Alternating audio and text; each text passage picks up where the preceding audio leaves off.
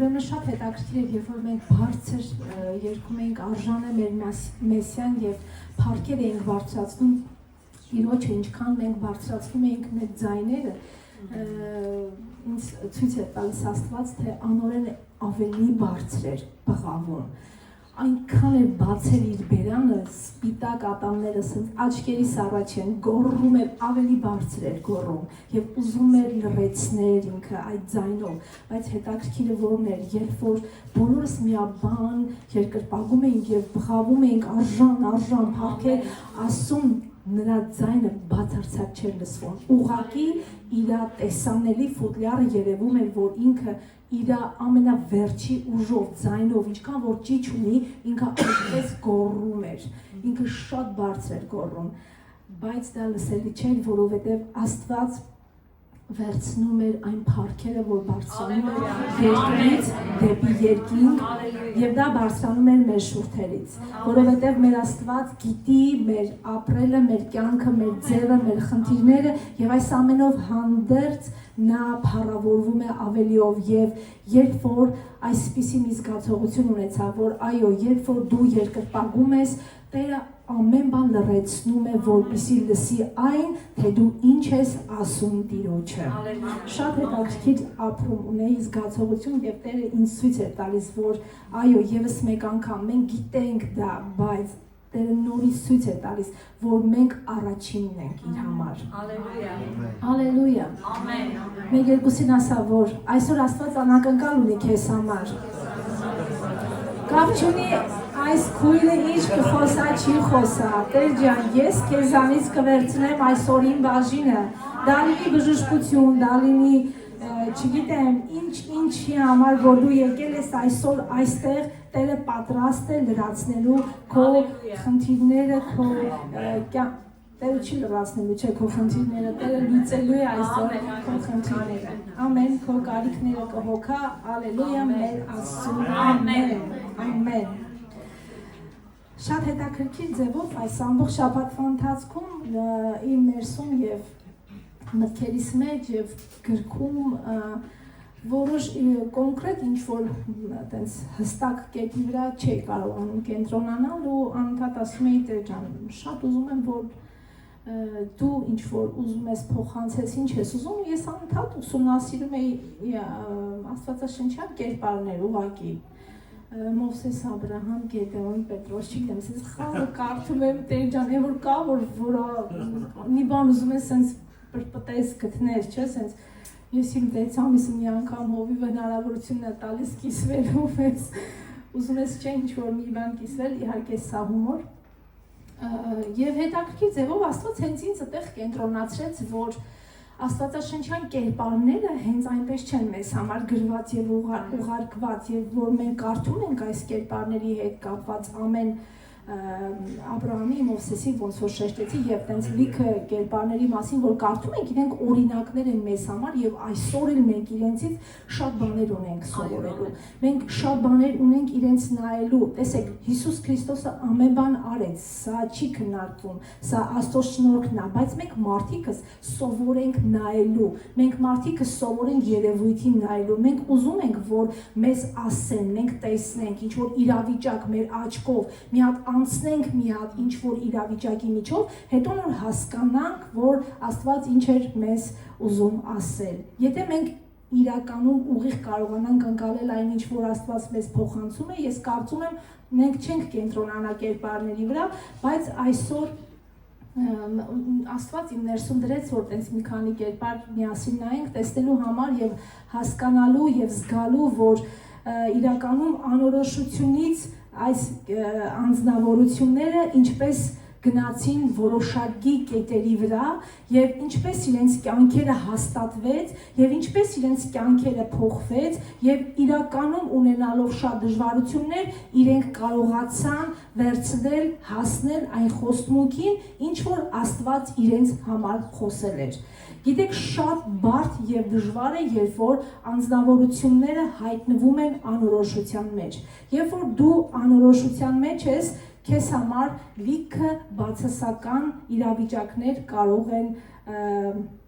այսինքն ոչ թե քեզ համար, այլ կուղարկվեն քո կողմ, որովհետև անօրենը հենց ինքը պատրաստ է քո անորոշության մեջ բերելու օրինակ, ստրես եւ անհանգստություն, որովհետև անորոշությունը հաճախ առաջացնում է ինչ ներքին լարվածություն, որովհետև մարդը չգիտի թե ինչ է լինելու, ամեն, սա կարող է բերել վախի եւ անհանգստության իրավիճակ, այսինքն երբ որ մենք անորոշության մեջ ենք եւ չգիտենք մեր ապագան, մեզ համար պարզ չի վաղվա օրը, մենք կարող ենք հայտնվել ներքին լարվածության մեջ, անկախ նրանից մենք Սուրբ Հոգով աղոթում ենք, անկախ նրանից մենք առաջ ենք գնում Աստծո հետ, անկախ նրանից մենք երբ որ բարձր բղավում ենք, Աստված լրացնում է անօրենին, անկախ այդ ամենիցից մենք կարող ենք առանձնանալ մեր սենյակում եւ ունենալ այս բացասական իրավիճակները, հայտնվել այդտեղ եւ այդտեղից բնականաբար մեզ հանողը միայն Հիսուս Քրիստոսն է, բայց ինչի հայտնվենք այդտեղ եւ թողենք որ անորոշությունը հաղթի մեզ, եթե իրականում մեր Աստված մեզ համար ծրագիր ունի եւ այո որոշակիորեն նա մեզ տանում է հասցնելու այն կետին, որտեղ որ ուզում է ուղարկել։ Ուրեմն ինչ անում, որոշումներ կարող է հետաձգել անորոշությունը մեզ համար, որովհետև երբ որ մարդը վստահ չէ ապագայի նկատմամբ, հաճախ դժվարություններով է որոշում կայացնում։ Լինում է, չէ՞, այս փոքր օրինակներ, այսինքն քեզ ասում են, մյուս շաբաթ կգաս մեր տուն, օրինակ։ Դու մտածում ես, կարամ, չեմ կարող, ինչ խառն ես դու, չես կարողանում միանգամից փոքր օրինակ է, բայց գիտեք, սա մի շաբաթվա եւ հյուրընկալության մասին չի խոսքը, սա ամբողջ կյանքի եւ ապագայի մասին է խոսքը։ Այսինքն կարա քո անորոշությունը քո կյանքում լուրջ որոշումներ հետաձգի եւ թույլ չտա, որ դու մեկ օր հայտնաբերես, որ դու տարիներ արդեն 20 տարի հետո ոնց 20 տարի անցավ, բայց դու դեռ որոշում չես կայացրել, ինչի, որովհետև անորոշությունը քեզ անընդհատ ինչ է անում, պտտեցնում է եւ չի թույլ տալիս, որ դու կարողանաս գնաս միտեղ, կանգնես մի խոստման վրա, վերցնես այն, ինչ որ Աստված վերջապես քեզ համար պատրաստել է։ Անորոշությունը ինչ է անում, անորոշությունը նաեւ կարող է մեզ համար վստահության անկում բերի։ Մենք սկսում ենք ինչ անել, կասկածել մեր վստահել Աստծուն, այսինքն անորոշ միջավայրում մարդը կարող է կասկածել սեփական ուժերի վրա։ Այսինքն դու պատրաստված, ես օրինակ գրել եմ հարթը, գրել եմ, չգիտեմ, եկել եմ, բայց Տեր Աստվածաշնչը, չէ՞, խառնվում ես, դու սկսում ես թերարժեքել, դու քեզ չես տեսնում այդ միջավայրում, գիտես, դա ինչից է, դա անորոշությունից է, որովհետև դու քո ունեցածը, քեզ տրվածը, որ Քրիստոսով փոխանցած է, որ դու դա կարող ես անել, կատարել, հաղթել, գրավել, ոչ միայն քո կյանքի համար, այլ նաև քո շրջապատում ընտանիքում դու անորոշության պատճառով այդ քո բոլոր զենքերը դրել ես, չէ՞, ինչ որ մի հատ վստահության պակաս է սկսում ինքդ քո հանդեպ։ Սա հենց այդ անորոշությունն է, որը մեզ խաբում է եւ մյուս կետը, որ առանձնացրեցի, սա ապագայի հանդեպ վախն է, որովհետեւ անորոշությունը մեզ ինքը մեզ անդադ մշտական փոփոխությունների է ենթարկում, որովհետև մենք չգիտենք, թե վաղը ինչ է լինելու մեզ հետ։ Գիտեք, Աստվածաշունչն ասում է, վաղվա օրը Աստծունն է, բայց մենք չէ որոշակի նպատակ եւ ծրագիր ենք կառուցում։ Այսինքն մենք ունենք մարդը պետքա ունենա հատուկ հստակ նպատակ իր կյանքի համար։ Սա ոչ թե վաղը ինչ եմ ուտելու կարգավիճակն է, այլ թե դու ուր ես գնում, ում հետ ես գնում եւ ուր ես հասնելու։ Սա այն ապագայի հանդեպ վախն է, որ անորոշությունը կարա քո ներսում վախեցնի եւ դու անդադ սպասես վատ բաների։ Որովհետև մենք սովոր ենք մարդիկս ապագայի հանդեպ միշտ վախենալ։ Հիշում եմ, որ իրավիճակներից ելնելով իմ ներսում միշտ բացասական երևույթներ էին առաջանում եւ դա վախներ եւ անորոշություններ ապագայի հանդեպ։ Երբ որ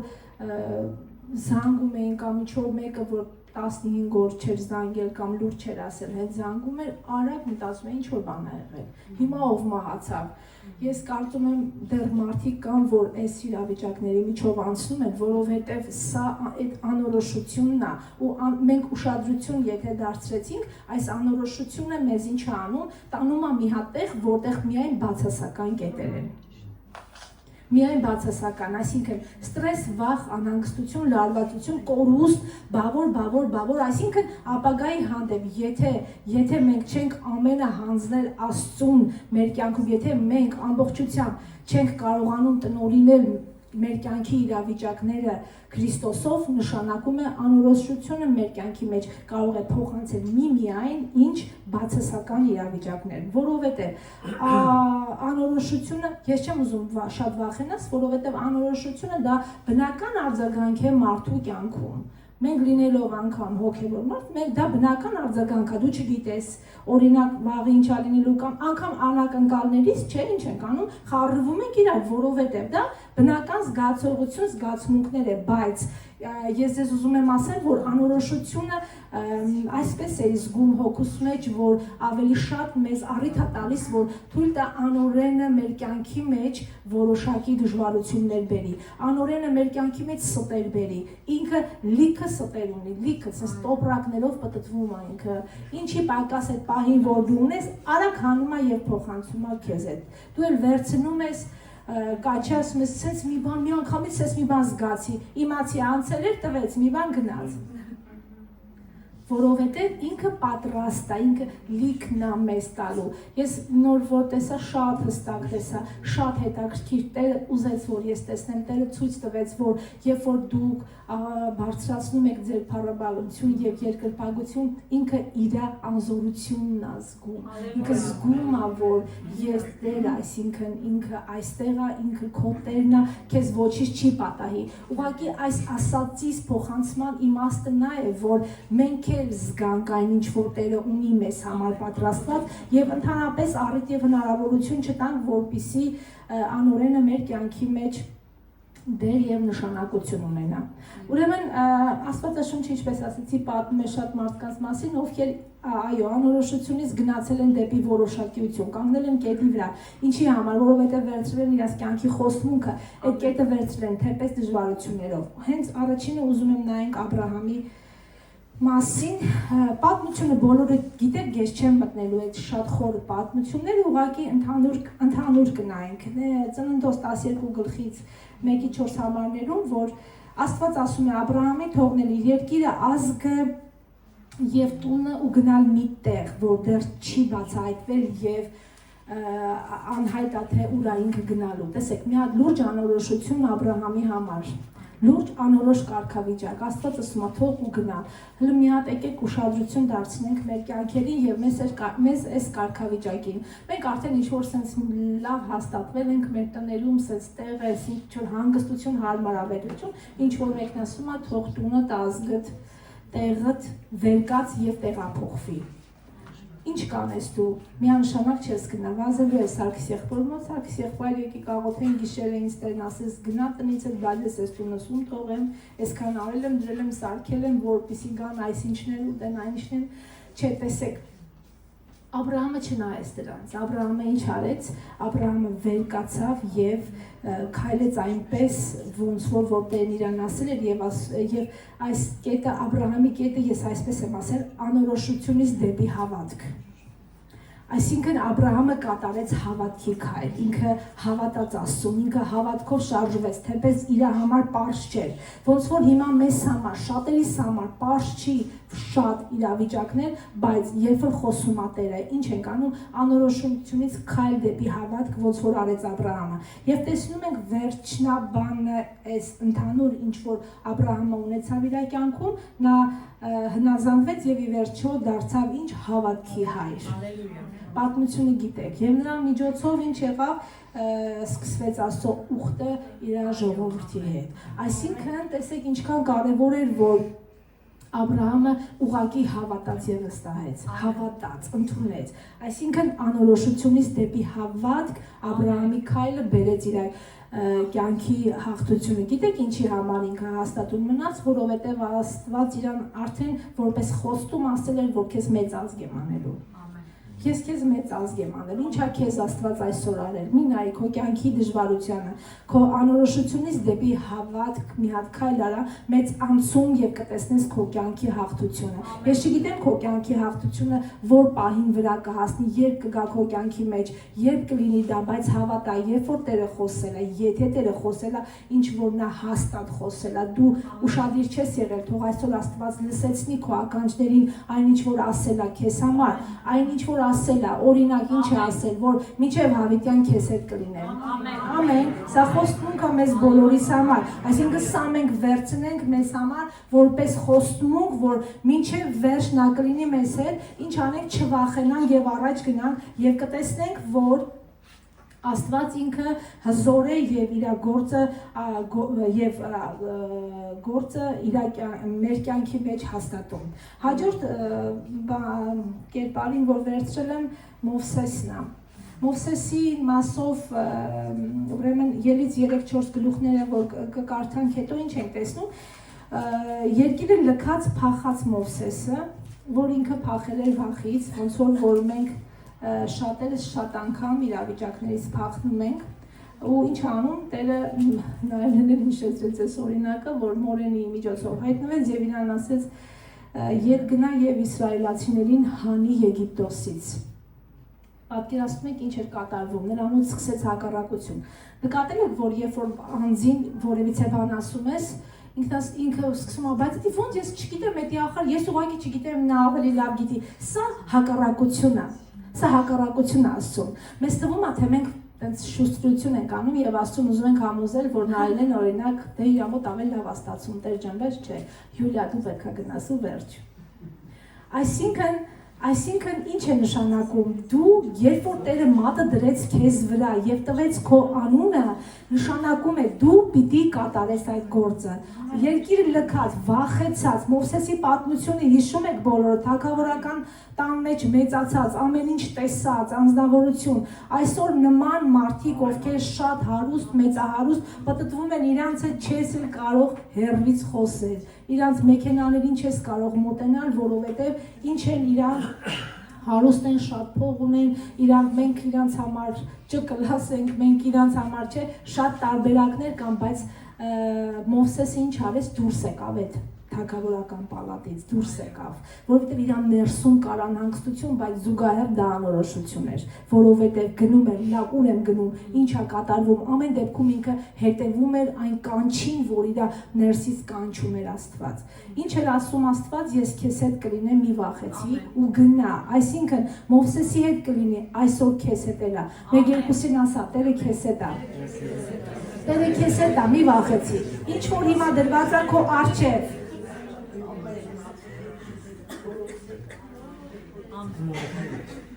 Մովսեսը անապատում էր, կոչումից հեռու, փախել էր եւ թաքնվել։ Բայց Տերը հայտնվեց անապատում եւ Մովսեսին ասեց՝ գնա Մովսես, դու պիտի անես։ Ինչ պետք է անես, իմ ժողովրդին Եգիպտոսից պետքա դուրս բերես։ Եվ ինչ կատարվեց, Մովսեսը հակառակվելուց հետո ես չեմ կարա, ես էդի իմս չի, դու ինձ կսպանեն, ես հենց գնամ ընդ ինձ կսպանեն։ Մենք վախն ասա, ես ես կետը այսպես դրեցի Մովսեսի կետը, վախից դեպի առաքելություն։ Ալելույա։ Որովհետև Մովսեսը վախեցավ, բայց գնաց, երբ որ գնաց կատարեց այն ինչ որ Աստված իրան հրահանգավորել էր։ Եվ ինչ ենք տեսնում Մովսեսի հետ կապված, որ ի վերջո նա վստահեց Աստծուն եւ առաջնորդեց իր ժողովրդին։ Ամեն։ Եւ վերջապես Մովսեսը ունեցավ 10 պատվիրանները։ Տեսեք, գրում են, խոսում են մինչեւ հիմա։ Սա այն հնազանդությունն էր, այն վստահությունն էր, որ Մովսեսը վախից դեպի քայլ կատարեց դեպի ուր առաքելություն, այսինքն կատարեց այն ինչ որ Աստծուց իր համար հրահանգավորված էր եւ ուղարկված։ Ես ուզում եմ որ այս կետերը ոչ թե որպես մենք սենց պատմության մեջ պես նայենք, գնանք, ես ուղղակի վստահ եմ որ դուք ամբողջը մանրամասն գիտեք, ես չեմ ուզում մանրացնեմ, չենք էլ հասցնի, բայց շատ հետաքրքիր մասը սա է, որ դու քեզ բռնացնես, թե այսօր ինչ կարգավիճակում ես դու, արդյոք վախն է պատճառը, որ քո կյանքում ինչ-որ մի հատ լուրջ իրավիճակի առաջ կանգնած ես եւ չես կարողանում վերջնական որոշում կայացնես, արդյոք ոնց որ նայեցինք Աբ รา համի համար անորոշություն, կասկածելիություն ու ինքը չգիտեր ինչ աներ։ Հաջորդ անձի մասին որ կուզեմ խոսել Գեդեոնն էր։ Ինքը ինչ էր, կասկածում էր, որ Աստված իրան ընտրել է, ինքը անընդհատ, ինքը համոզված չէր, որ Աստված իրան ընտրել է եւ իրան որպես առաջնորդ կանչել է։ Ինքը ինչ էր անում, անընդհատ նշաններ էր խնդրում։ Կան չէ տենց հավատացյալներ, դե ջա, եթե դու սա ուզում ես, որ լինի, ուրեմն մի հատ էլ ընտրում ենք այսինչի միջոցով ուղարկի թողնես, շատ հետաքրքիր, այ ինչի միջոցով ասա, որ ես հավատամ։ Գիտեք ինչ, Աստված չի բարկանում մեզ վրա նման հարցերի հետ կապված, չէ, ուղղակի դա մենք մեր տեսակով, էդի մեր աղոթքի տեսակն է։ Իմ քաջալերանքը սա է, որ չկասկածես եւ չսպասես նշանների, որովհետեւ Աստված ինչ ասե, այդ խոստումներից մեկը հաստատ բռնի, ես քեզ հետ եմ։ Վերջ, գնում ես, առաջնորդում ես այն, ինչ որ քեզ համար ուղարկվել է, եւ Գեդեոնը ինչ արեց, ինքը բռնեց այդ հավատքը, հավատաց հաղթեց եւ մեծ փոքր բանակով մեծ հաղթեց մադիամացիներին իր փոքր բանակով, չէ՞, հիշում եք որ Տերն ինչ ասեց 300 հոգի ընդամենը վերցրու, հիշում եք այդ պատմությունը, մենք ինչ կանենք, մենք կվախենայինք, մենք ունենք չէ տենց պատերազմական խնդիրներ, թեպետ մեզ Աստված երբեք չի ասում մի 50 հոգի վերցրու գնա հարևան թշնամիներին կոտորի արի, չէ փառքասու այս իրավիճակների համար, որ մենք հասել ենք այստեղ, բայց գիտես սա քո կյանքի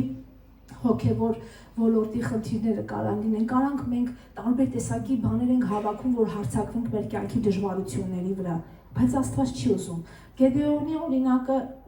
ինձ այսպես էր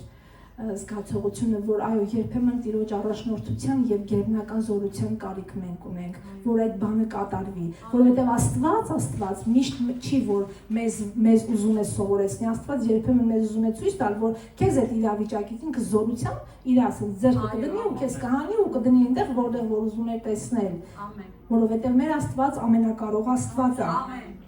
Եվ Գեդեոնի հատվածը այսպես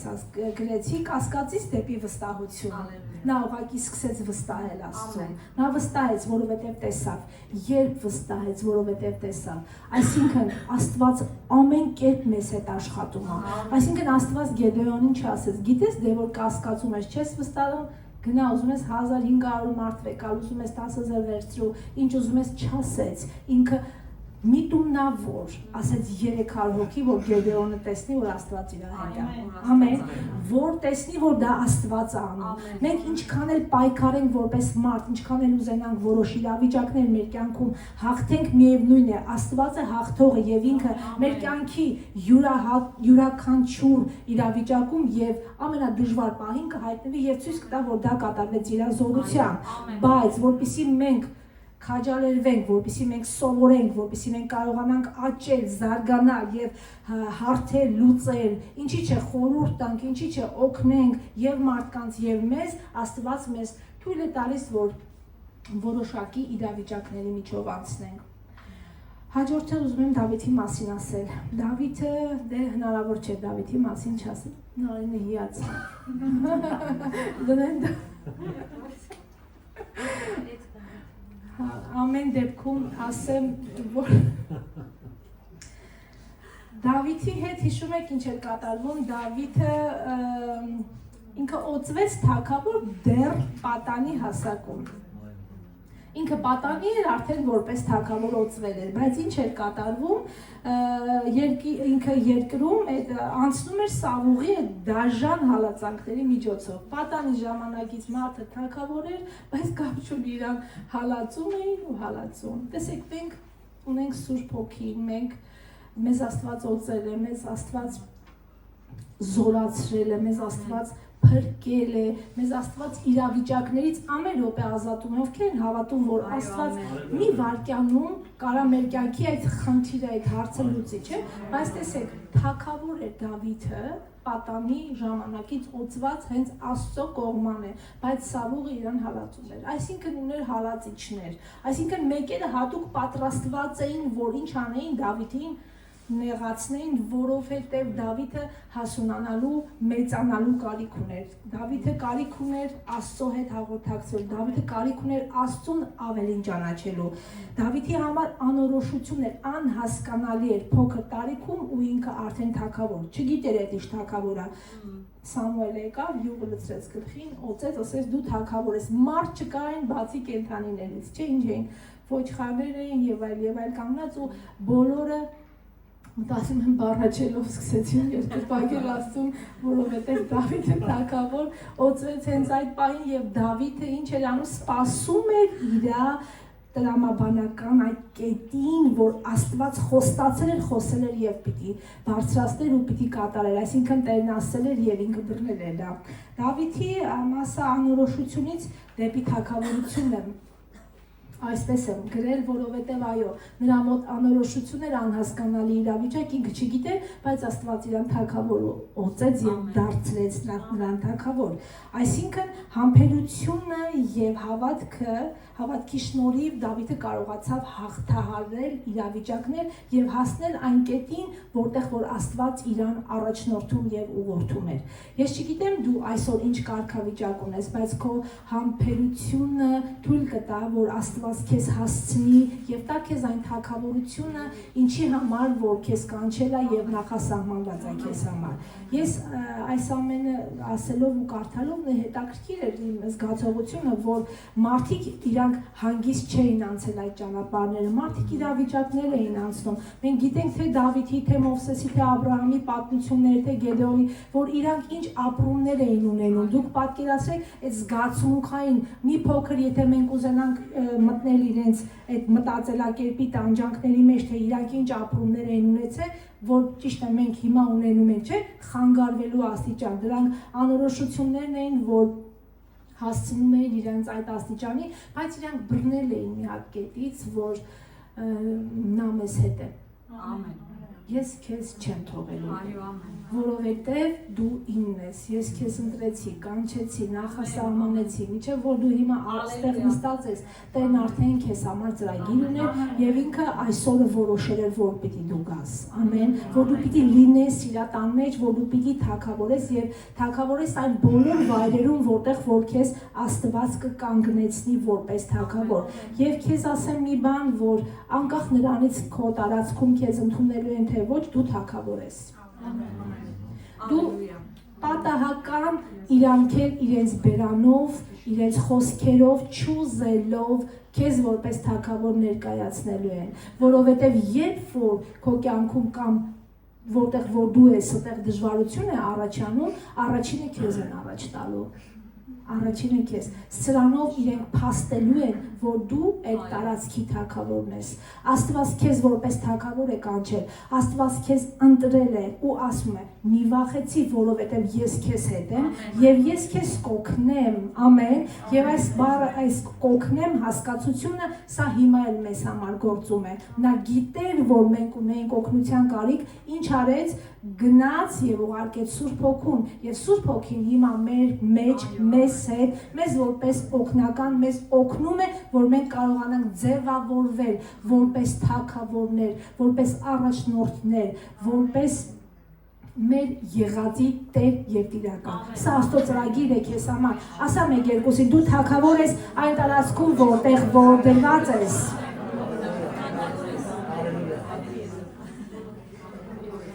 Եվ դու կդառնաս թագավոր, որովհետև դա այդպես որոշել է Աստված, ամեն, նա չի թողի, որ իր խոստմունքը չկատարվի, նա չի թողի, որ իր խոստմունքը հեռու մնա քեզանից, ինձ ու քեզանից ուղղակի հասանելի է լինել նրա ներկայության մեջ, բարձրացնել մեր ձայնը, գովել, աղաղակել եւ Տիրոջը ամեն տեղ հայտարարել ու հռչակել, որ նա է մեր Աստվածը, չամաչեք, Չասեք, որ Աստված չի կարող կամ չգիտեմ իրավիճակներից ելնելով ամոթով հետո առանձնանանք, ասենք Տեր կներես թե գիտես եթե չէի կարող քո մասին չասեի, ոչ, մենք պիտի համարձակ հռչակենք, որ Աստված մեր Տերն է, ամեն,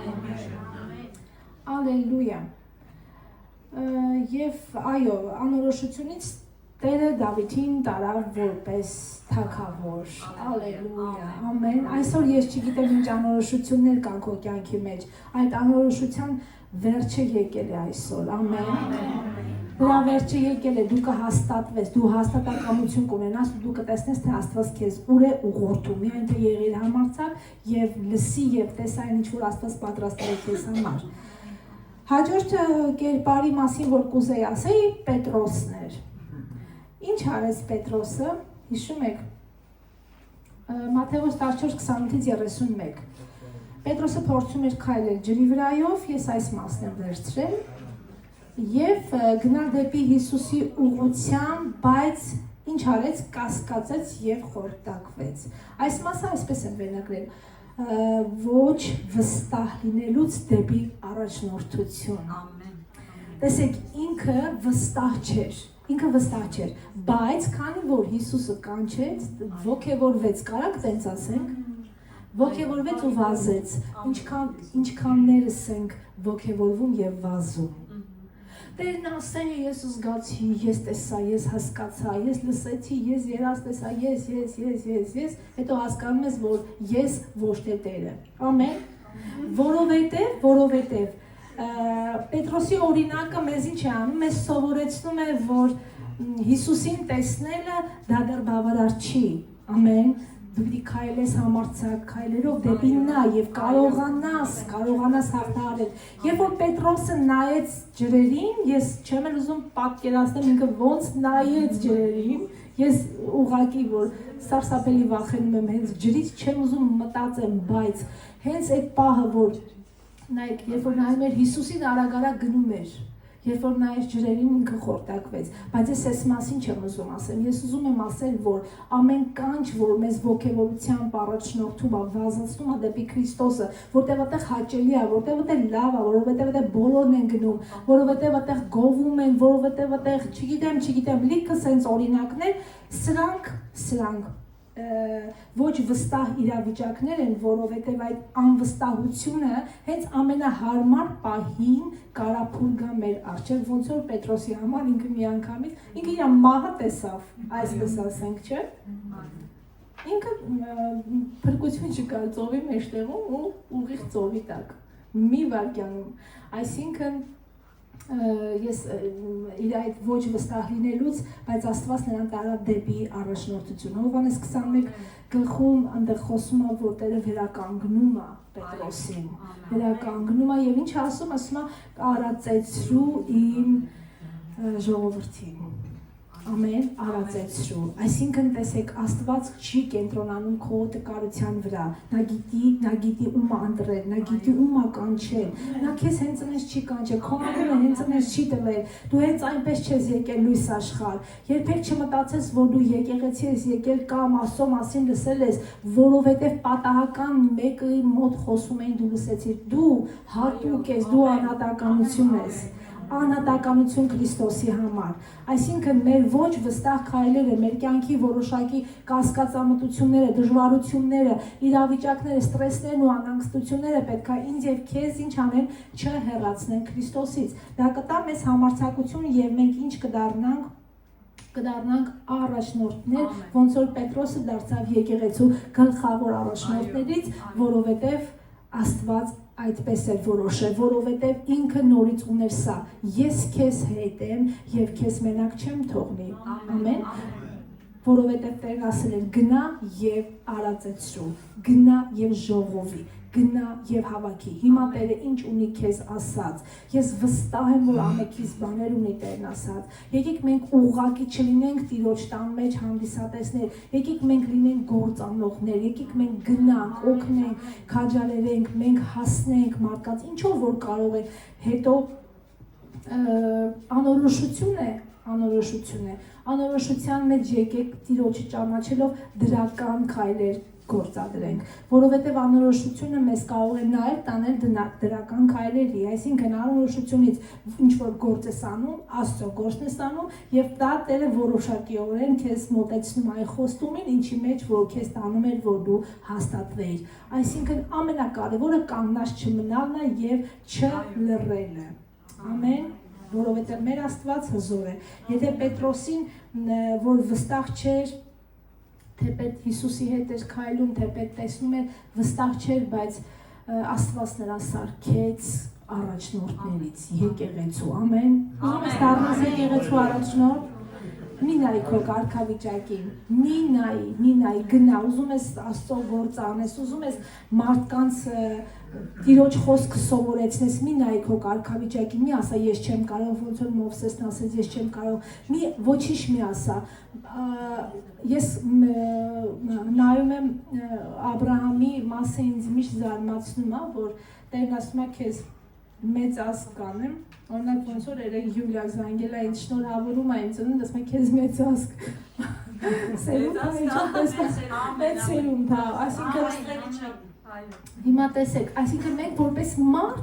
որպես մարդ ինչ ենք անում, կենտրոնանում ենք, այսինքն ծիծաղում ենք, հումոր ենք անում, դե հա լավ անցանք, բայց տեսեք, Աբրահամը բռնեց։ Աբրահամը թեպետ ամեն ձևի ինքը հասկանում էր, որ դա չի լինում, չլնողա ոնց որ թե, բայց եթե մենք ասում չանդրադառնանք, նայում են կետերին, ինքը գնում էր դեպի դա, որտեղ ինքը որպես մարդ էր գործում, որ դա կատարվի իր կյանքի մեջ։ Եվ Աստված ինչ էր անում, եւ Աստված իրան չէր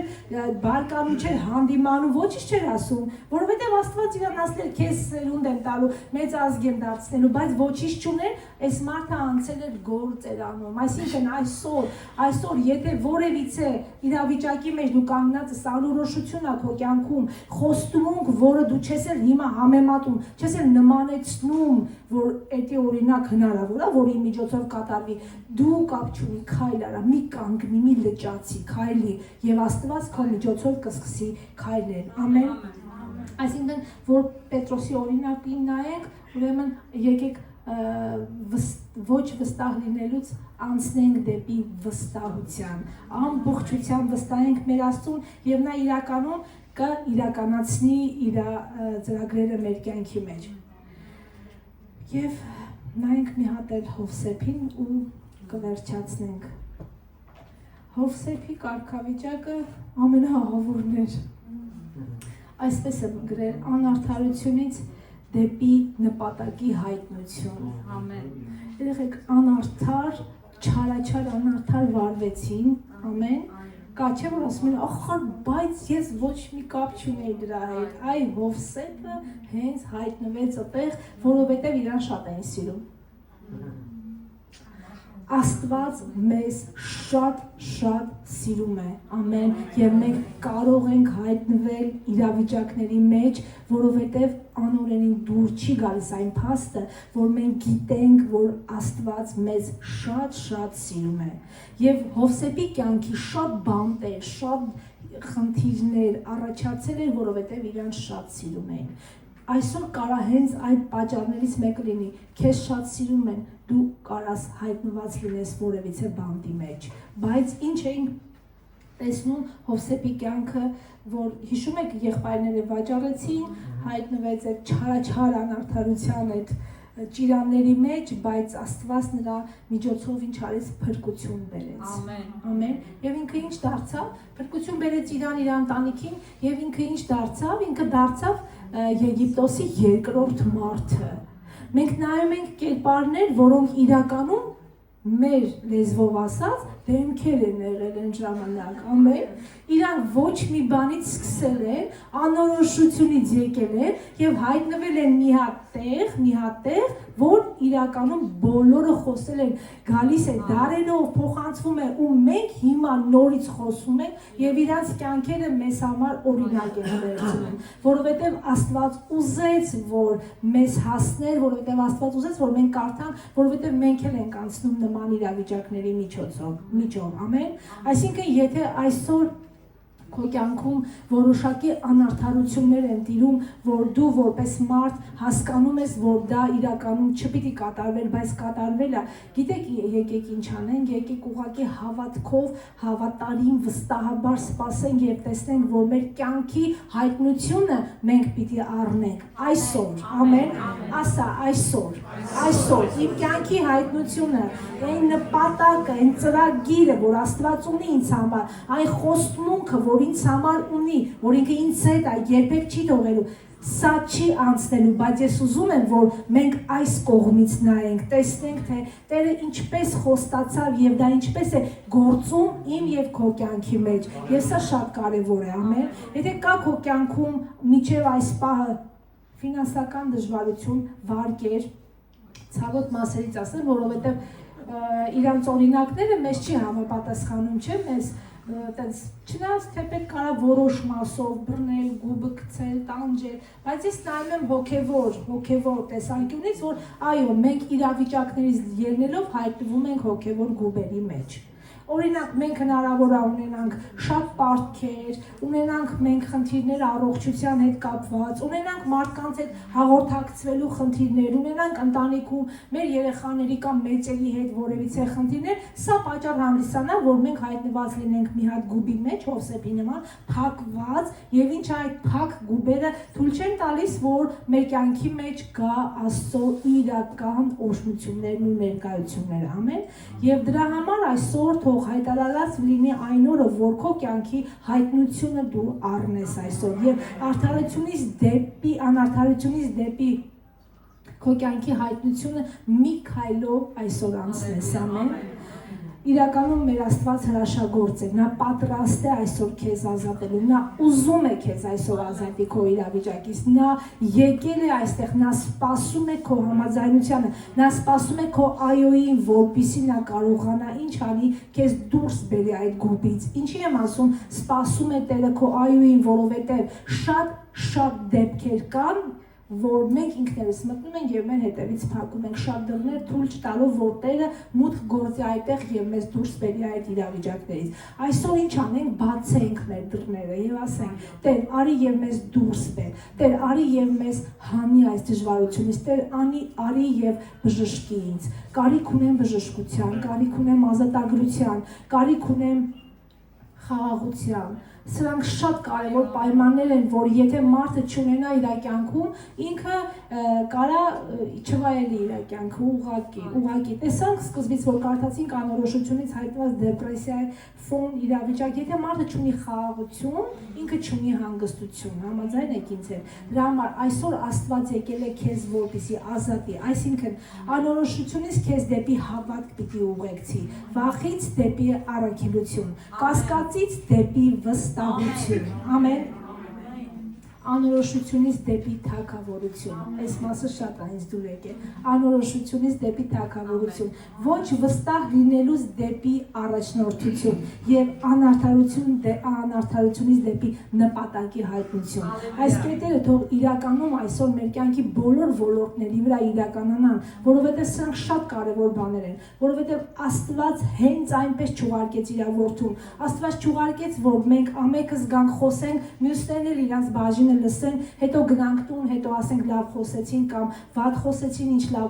ծառայություն էր, ինչ վատ ծառայություն էր, Աստված իր որդուն ուղարկեց ինձ եւ քեզ ազատելու, բժշկելու, մաքրելու, հաստատելու, կանգնեցնելու իր տան մեջ։ Ամեն։ Օրհնյալ է մեր Աստված ամեն ժամանակ։ Եկեք գանք Տիրոջ ներկայության մեջ եւ այն ինչ որ խոսեցինք, այն ինչ որ միասին ասեցինք, հնարավորինս աղոթքով բերենք Տիրոջ առջև եւ փորձենք ազատվել այդ իրավիճակներից եւ գովաբանել մեր հորը, որ երկնքում։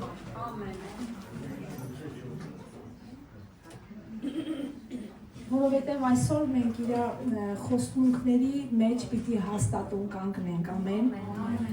Նա խոստացել է քեզ հետ լինել մինչև վերջ եւ նա քեզ հետ կլինի, թե դժվար ժամանակներին, թե